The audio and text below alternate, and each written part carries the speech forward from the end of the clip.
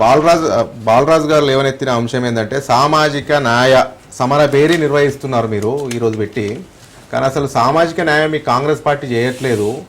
చాలామంది వివిధ వర్గాలకు సంబంధించిన వాళ్ళకి మంత్రి పదవుల్లో స్థానమే కల్పించలేదు. ఇక్కడి సామాజిక సమర పేరి. అదేవిధంగా 42% రిజర్వేషన్ అన్నారు, ఇప్పటి వరకు దానికి అతిగతి లేదు.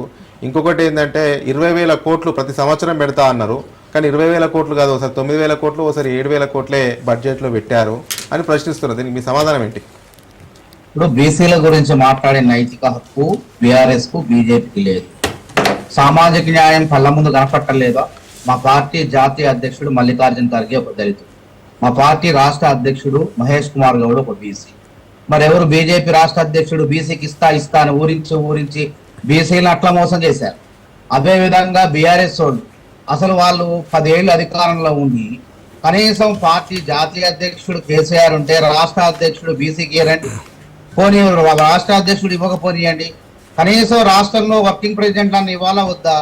ఇవన్నీ చేయకుండా మన వరంగల్ జరిగినటువంటి సభలో అసలు బీసీల ఊసే లేకుండా వాళ్ళు సభను ముగించిన వాళ్ళు మాట్లాడతారండి. అసలు బీసీలకు ద్రోహం చేసింది బీఆర్ఎస్ కాదా? ఈ దేశంలో బీసీలకు మండల్ కమిషన్ ద్వారా సిఫార్సుల ద్వారా వీపీ సింగ్ ప్రభుత్వము బీసీలకు పార్లమెంట్ లో చట్టం ద్వారా అమలు చేయాలని 27% అమలు చేయాలని చూస్తే ఆ ప్రభుత్వానికి మద్దతు సమరించుకొని ఆ ప్రభుత్వాన్ని కూల్చి బీసీలకు ద్రోహం చేసింది బీజేపీ ప్రభుత్వం కాదా? తర్వాత కాంగ్రెస్ ప్రభుత్వం వచ్చిన తర్వాత పివి నరసింహరావు గారి హయాంలో 27% రిజర్వేషన్లు అమలైతే చట్టబద్ధంగా దేశవ్యాప్తంగా అమలు చేసింది కాంగ్రెస్ ప్రభుత్వం కాదా?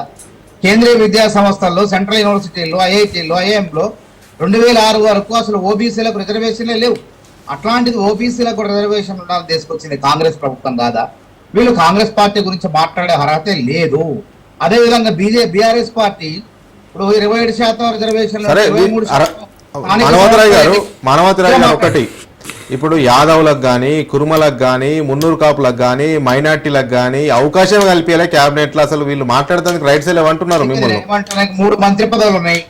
ఇప్పుడు ఇప్పటి వరకు అసలు ఏ క్యాబినెట్ లో అయినా కొండా సురేఖ్ గారు, పొన్నం ప్రభాకర్ గారు, వాకాడు శ్రీహరి గారు ఉన్నారా? 3 మంత్రులు. ఒక ఎస్సీ సామాజిక వర్గంలో ఓ బట్టి విక్రమార్ గారు, వివేక్ గారు, మా ఎస్సీ మాల సామాజిక వర్గం, మాదిగ సామాజిక వర్గంలో మరి దామోదర్ రాజనరసింహ గారు, లక్ష్మణ్ కుమార్ గారు.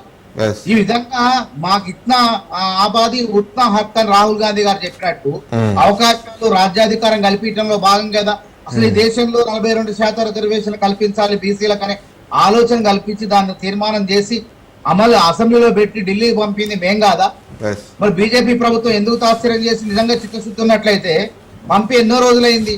9వ షెడ్యూల్ పార్లమెంట్ లో ఆమోదం చేసి 9వ షెడ్యూల్ చేస్తే మరి తమిళనాడులో లాగానే 69% రిజర్వేషన్ అమలయ్యే కదా ఆలోచన. కాబట్టి మొన్న హైకోర్టు నేపథ్యంలో ఈ సర్పంచ్ ఎన్నికైన ఆయన లేకపోతే మేము అమలు చేసేవాళ్ళమే.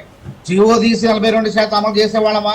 లేకపోతే మా దగ్గర ఉన్నటువంటి వ్యూహాత్మకంగా బీసీలకు మేము ఇచ్చిన మాట ప్రకారం వాళ్ళ వాటా దక్కే విధంగా స్థానిక సంస్థల ఎన్నికలు ఏ విధంగా ఎన్నికలకు ముందు పోయామా అనే అంశంలో మేము అదే విధంగా స్థానిక సంస్థలే కాదు రాజ్యాంగం పైన దాడి చేస్తుంది బీజేపీ ప్రభుత్వాలు దాడి చేస్తున్నాయి. మాట్లాడితే ఒక మంత్రి ఎవడంటాడు భారతదేశంలో అసలు రాజ్యాంగం వద్దు, రాజ్యాంగాన్ని మారుద్దామంటారు. కేసీఆర్ గారు కూడా ఎన్నికల ముందు రాజ్యాంగాన్ని బరాబర్ మారవాల్సిందే అని చెప్పి ఆ పాపం తెలిగి ఓడిపోయిండు. కాబట్టి రాజ్యాంగం మీద గ్రామ స్థాయిలో అన్ని వర్గాలకు, అణగారిన వర్గాలకు, అన్ని వర్గాలకు అవగాహన కల్పించాలని చెప్పి ఎల్బీ స్టేడియంలో మీటింగ్ జరగబోతుంది. మీరు ఇవన్నీ చెప్తున్నారు బాగానే ఉంది, కానీ మీరు ఇచ్చినటువంటి హామీ కామారెడ్డి డిక్లరేషన్ లో మీరు ఇచ్చినటువంటి హామీ 42% 6 నెలల లోపలనే అమలు చేస్తామని చెప్పారు. కానీ ఇప్పటి వరకు 42% స్థానిక సంస్థల ఎన్నికల్లో రిజర్వేషన్లు అమలు చేస్తారా లేదా? అవి పాత రిజర్వేషన్లు ఉంటాయా, కొత్త రిజర్వేషన్లు వస్తాయా? ఎలాంటి క్లారిటీ లేదు కదా. ఈరోజు బహిరంగ సభ పెడుతున్నారు, ఏకంగా స్థానిక సంస్థలకు సిద్ధంగా అంటూ కూడా ఇంటి ఇవ్వబోతున్నారు.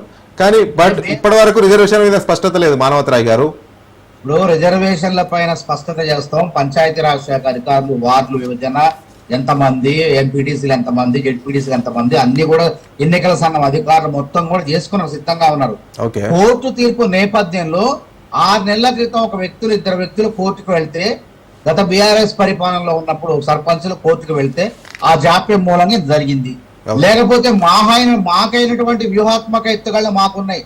తప్పకుండా బీసీలకు 42% రిజర్వేషన్ ఇచ్చే విధంగా ఎన్నికలు కొనసాగి ఎట్లా జరుగుతాయో దుద్దురు గారి మీద. ఎందుకంటే ఈ దేశంలో ఆర్థికవేత్తలు కానివ్వండి, దేశాన్ని ప్రగతి పదంలో నడిపినటువంటి అంశాలు కానీ కాంగ్రెస్ ప్రభుత్వాల దగ్గరే ఉన్నాయి. బీఆర్ఎస్ బీజేపీలు ఏంటంటే తాత్కాలిక ఉద్రేకవేత్తలే ఉంటారు కానీ ఆర్థికవేత్తలు ఉంటారు. కాబట్టి మనకు తెలిసిన సమాచారం ప్రకారం త్వరలోనే ఆ బీసీలు ఆ తీపి కబురు అందుకోబోతున్నారు. అదేవిధంగా రాష్ట్ర వ్యాప్తంగా 12,751 గ్రామ పంచాయతీల్లో తప్పకుండా అందులో దాదాపు 10-11-12 వేల పైచిలకు గ్రామ పంచాయతీలు కాంగ్రెస్ మద్దతుదారులే కైవసం చేసుకుంటారు. 538 జెడ్పీటీసీ స్థానాల్లో, అదే విధంగా ఎంపీటీసీ స్థానాల్లో కూడా దాదాపు కాంగ్రెస్ అభ్యర్థులే 5,517 ఎంపీటీసీ స్థానాల్లో కూడా కాంగ్రెస్ అభ్యర్థులే విజయం సాధిస్తారు. బీఆర్ఎస్ కు బీజేపీకి ఏం రావా? అందుకే మొత్తం అంటారు నేను 12,500 మాకు కూడా వచ్చినాయి. అప్పుడు గతంలో వాళ్ళ అధికారంలో ఉన్నప్పుడు మేము కూడా 2,000, 3,000 సాధించినాం. గుర్తుపెట్టుకోండి, ప్రపంచులు ఎంత నిర్బంధాలు ఏకగ్రీవాలు చేసినా సరే మా సంక్షేమ పథకాలు ఎట్లా ఉన్నాయి. ఈ రోజు 20 లక్షల ఇందిరమ్మ లబ్ధారులు 5 ఏళ్లలో కాబోతున్నారు. వాళ్ళ ఆశీస్సులు తప్పకుండా ఉంటాయి. అదే విధంగా 50 లక్షల మందికి 200 యూనిట్లకి గృహజ్యోతి పథకం ద్వారా ఉచిత విద్యుత్ అందిస్తున్న వాళ్ళ ఆశీస్సులు ఉంటాయి. 190 కోట్ల మంది మహిళలు బస్సుల్లో ప్రయాణిస్తూ వాళ్ళు దాదాపు 6,000 కోట్లు ఆదా చేసుకున్నారు. వాళ్ళ ఆశీస్సులు మాకుంటాయి.